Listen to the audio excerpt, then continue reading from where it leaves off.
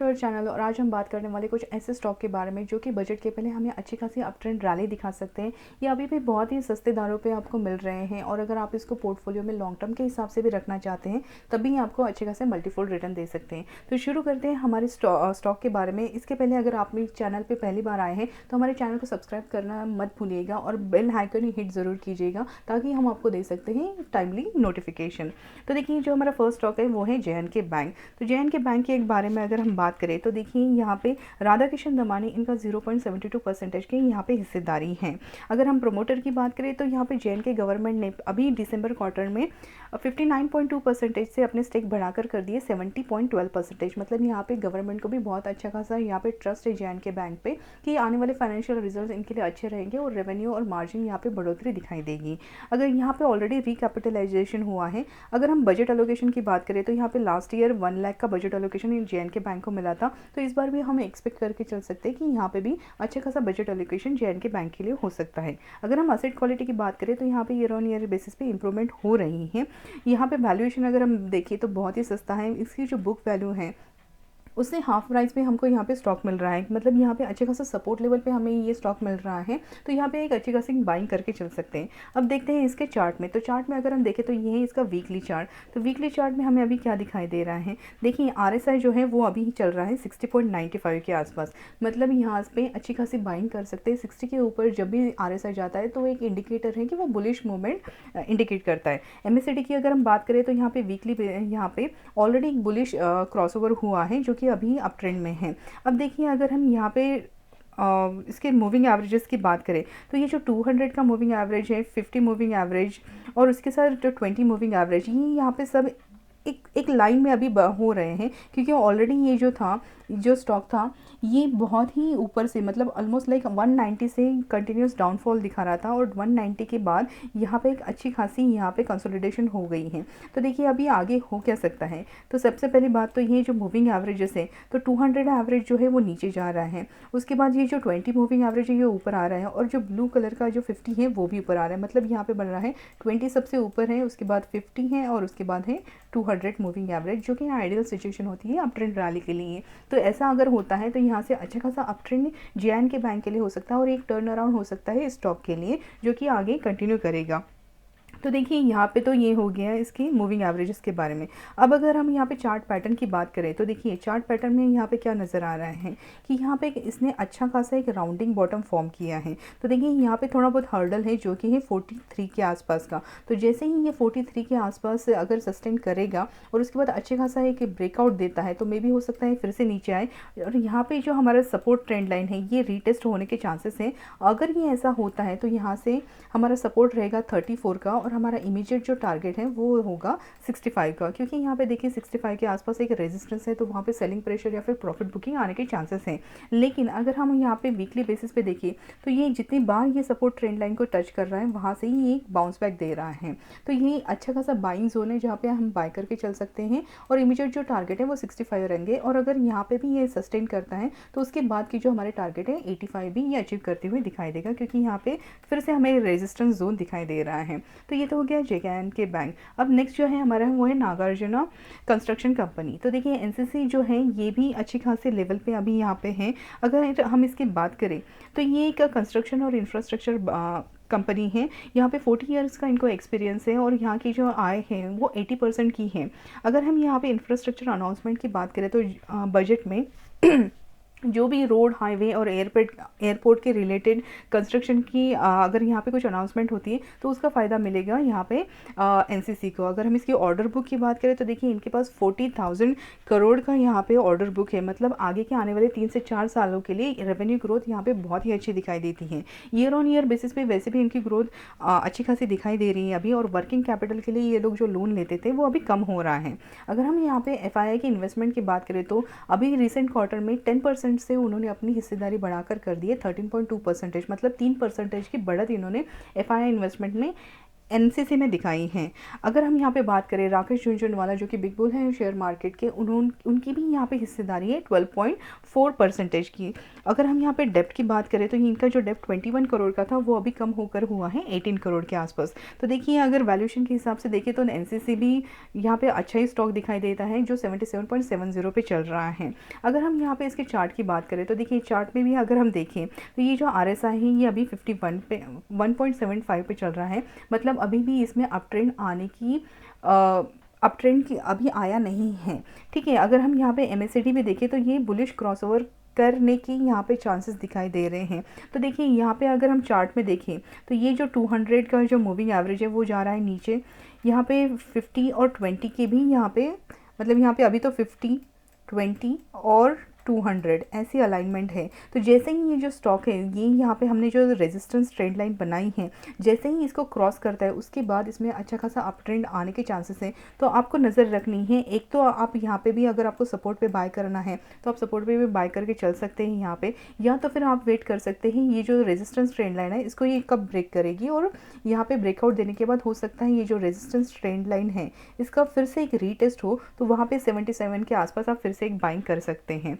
ठीक है, अब देखिए यहाँ पे अगर हम चार्ट पैटर्न देखें तो यहाँ पे एक अच्छा खासा राउंडिंग बॉटम बनाया। राउंडिंग बॉटम ये जो 96 है ये एक रेजिस्टेंस जोन है और यहाँ से फिर से उसने नीचे की तरफ गया, लेकिन यहाँ पे देखिए मल्टीपल टाइम पे ये जो 68 का जो लेवल है ये बहुत बार टेस्ट हुआ है और ये अभी भी इंटैक्ट है। मतलब ये 68 के नीचे नहीं जा रहा है। और यहाँ पे अगर आप देखें चार्ट पैटर्न में तो ये बन रहा है एक कप एंड हैंडल का पैटर्न। तो देखिए कप एंड हैंडल एक बुलिश चार्ट पैटर्न होता है। यहाँ पे होता क्या है, एक तो चार्ट पैटर्न में 68 के आसपास आप अच्छी खासी बाइंग करके चल सकते हैं और इमीडिएट जो टारगेट रहेंगे हमारे 96 के। अब कप एंड हैंडल पैटर्न ये यहाँ पे कंप्लीट हो जाएगा जब ये 96 पे जाएगा, और अगर ये यहाँ पे सस्टेन होता है और उसके बाद एक ब्रेकआउट देता है तो ये बहुत ही बड़ा ब्रेकआउट रहेगा एनसीसी के लिए, क्योंकि उसके बाद जो हमारे टारगेट रहेंगे वो 120। वैसे तो अगर हम कप एंड हैंडल के पैटर्न के देखें तो इसका जितना हाइट होता है उतने ही बड़े इसके आगे के टारगेट होते हैं। मतलब ये अगर यहाँ पे कप एंड हैंडल का अगर ब्रेकआउट होता है 96 के ऊपर तो हमें 120 के ऊपर हमें 150 के आसपास भी टारगेट नज़र आते हैं। लेकिन ये रहेगा लॉन्ग टर्म के हिसाब से नज़रिया, क्योंकि हम अभी देख रहे हैं वीकली चार्ट में। तो देखिए यहाँ पे भी अच्छा खासा बाइंग जोन है, सपोर्ट जोन पे चल रहा है, बहुत ही सस्ते वैल्यूएशन पे मिल रहा है। तो यहाँ पे भी आप अच्छा सा बाइंग कर सकते हैं, या फिर अगर आपने ऑलरेडी इसमें इन्वेस्ट किया है तो यहाँ पे भी होल्ड करने की अच्छी खासी यहाँ पे राय रहेगी। अब हमारा जो नेक्स्ट स्टॉक है वो है एनबीसीसी। तो देखिए एनबीसीसी की अगर हम बात करें यहाँ पे तो ये एक नवरत्न कंपनी है और उसी के साथ ये जो डील करती है प्रोजेक्ट कंसल्टेंसी, रियल इस्टेट और ईपीसी। और रियल इस्टेट अभी अच्छे खासा यहाँ पे अप ट्रेंड चल रहा है। अगर आप उसका इंडेक्स भी देखें तो बजट में जब भी हाईवे सेक्टर के लिए यहाँ पे ऑलरेडी 35% के अलोकेशन दिए गए हैं। और अगर हम इसकी ऑर्डर बुक की बात करें तो देखिए ऑर्डर बुक में अगर हम देखें तो यहाँ पे 75,000 करोड़ की इनकी ऑर्डर बुक है, जो कि बहुत ह्यूज है। मतलब आने के आगे के 8 से 10 साल के लिए इनका रेवेन्यू ग्रोथ इनके लिए बहुत ही अच्छा है। फंडामेंटली उनके ऑर्डर बुक पे ही डिपेंड करता है कि इनके जो आने वाले प्रोजेक्ट है, मतलब आने वाले फाइनेंशियल ईयर भी अगर हम देखें तो इनको कोई भी टेंशन लेने की ज़रूरत ही नहीं है, क्योंकि इनके पास अच्छा खासा प्रोजेक्ट यहाँ पे है। और उस तरीके से अगर हम यहाँ पे बात करें इसके स्टॉक प्राइस की, जो वो भी बहुत सस्ते वैल्यूएशन पर अभी मिल रहे हैं। अब अगर हम यहाँ पे बात करें इनके प्रोजेक्ट के बारे में तो यहाँ पे इनको मालदीव का 100 करोड़ का प्रोजेक्ट मिला है। और उसी के साथ यहाँ पे आम्रपाली जो प्रोजेक्ट है वहाँ पे भी 8,000 करोड़ की यहाँ पे उनको अच्छा खासा प्रोजेक्ट मिला है, जहाँ पे 3 बैंकों से भी इनको फंडिंग मिलने के चांसेस हैं। और अगर ऐसा हो जाता है तो एनबीसीसी के लिए ये बहुत ही पॉजिटिव न्यूज़ हो जाती है। उसी के साथ अगर हम यहाँ पे डेप्ट की बात करें तो इस कंपनी पे कोई डेप्ट नहीं है। कैश अगर हम बात करें तो यहाँ पे 4,000 करोड़ का कैश लेके चल रही है कंपनी। मतलब देखिए बहुत अच्छी बात है एनबीसीसी के लिए, इनके पास ये नो डेप्ट, जीरो डेप्ट कंपनी है और उनका जो नेट कैश फ्लो है वो भी बहुत अच्छा खासा यहाँ पे है। अगर हम यहाँ पे रिटर्न ऑन इक्विटी देखें तो यहाँ पे 17% का यहाँ पे रिटर्न ऑन इक्विटी है, जो कि सारी चीज़ें जो बता रही है एनबीसीसी ये आगे के आने वाले सालों में बहुत अच्छा कर सकती है। अगर हम यहाँ पे चार्ट की बात करें तो देखिए चार्ट में अगर हम देखें तो यहाँ पे एक बुलिश क्रॉसओवर ऑलरेडी हो चुका है। ये है हमारा वीकली चार्ट। तो यहाँ पे बुलिश क्रॉसओवर हो गया है और उसी के साथ अगर हम यहाँ पे आरएसआई देखें तो ये 62 पे अभी ट्रेड कर रहा है। मतलब ये दोनों जो चीज़ें हैं ये इंडिकेट कर रही हैं कि यहाँ से एक अच्छा खासा अप ट्रेंड आने वाला है। तो देखिए यहाँ पे अगर हम मूविंग एवरेजेस की भी बात करें तो ये 200 मूविंग एवरेज, 50 मूविंग एवरेज और 20 मूविंग एवरेज ये फिर से यहाँ पे कंसोलिडेट हो रहे हैं। और जैसे ही ये जो 200 मूविंग एवरेज नीचे चला जाएगा या फिर यहाँ से एक अप ट्रेंड रैली थोड़ी बहुत दिखाई देगी, सारे मूविंग एवरेजेस हमको अलाइन पैटर्न में दिखाई देंगे, जो कि एक आइडियल जोन होता है किसी भी चार्ट के लिए, अप ट्रेंड के लिए। अब अगर हम यहाँ पे बात करें इसके चार्ट पैटर्न की, तो देखिए ये जो रेजिस्टेंस ट्रेंड लाइन मैंने बनाई है, ये ऑलरेडी उसका ब्रेकआउट तो उसने 2020 में दे दिया था, लेकिन ये कंसोलिडेशन फेज़ में चल रहा था। तो देखिए यहाँ पे जो इसका कंसोलिडेशन हुआ है, ये उसके लिए एक बॉक्स में एक ट्रेड कर रहा था, ऑसिलेट कर रहा था, और उसके बाद उसने ब्रेकआउट दिया। फिर से ये जो रेजिस्टेंस लेवल है अभी ये हमारा बन गया है सपोर्ट लेवल, मतलब यहाँ पे 41 का हम सपोर्ट लेके चल सकते हैं। और आगे क्या है, तो देखिए अगर चार्ट में हम देखें तो ये है फिर से राउंडिंग बॉटम इसने बनाया, 60 के आसपास इसका रेजिस्टेंस जोन है। मतलब जब भी ये 60 के आसपास जाता है, क्योंकि यहाँ पे पिछली बार जब ये आया था, ये जो 200 मूविंग एवरेज है यही उसके लिए रेजिस्टेंस का काम कर रहा था।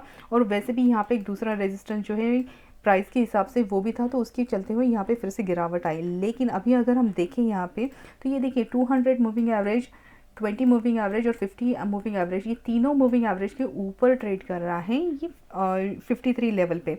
मतलब यहाँ पे ये जो तीन जो वीकली अगर हम देखें, तीन जो ग्रीन कैंडल ये दिखा रही है, ये बहुत ही बुलिश और स्ट्रॉन्ग मूवमेंट यहाँ पे दिखा रही हैं। तो इसके चलते हुए अभी हमको करना क्या है, तो देखिए ये एक राउंडिंग बॉटम उसने फॉर्म किया, यहाँ पे उसको सेलिंग प्रेशर आया, और उसके बाद यहाँ पे जो है सस्टेन कर रहा है हमारा सपोर्ट। तो यहाँ पे 41 का हमें सपोर्ट लेके चलना है, और हमारे जो आगे के आने वाले जो टारगेट है वो रहेगा, हमारा फर्स्ट टारगेट रहेगा 60, क्योंकि यहाँ पे ये फिर से यहाँ पे अटक सकता है या फिर यहाँ पे रेजिस्टेंस जोन दिखाई दे सकता है। अब देखिए 60 पे जैसे ही आएगा तो हमारा जो कप एंड हैंडल का जो पैटर्न है ये हो जाएगा यहाँ पे कंप्लीट। और अगर ये यहाँ पे सस्टेन करता है तो उसके बाद जो हमारे टारगेट रहेंगे, वो जितनी इसकी हाइट है कप की उतने ही लंबे इसके टारगेट रहेंगे। मतलब ये 100 के आसपास भी जा सकता है। लेकिन अभी हम शॉर्ट टर्म के लिए अगर देखें, 60 के बाद हमारा नेक्स्ट टारगेट रहेगा 68 का। और अगर लॉन्ग टर्म के हिसाब से देखिए तो देखिए 100 के भी यहाँ पे अच्छे खासे टारगेट दिखाई दे सकते हैं। जबकि वीकली चार्ट है, इसलिए लॉन्ग टर्म यहाँ पे 1 से 2 साल के लिए हम लोग लेके चल सकते हैं।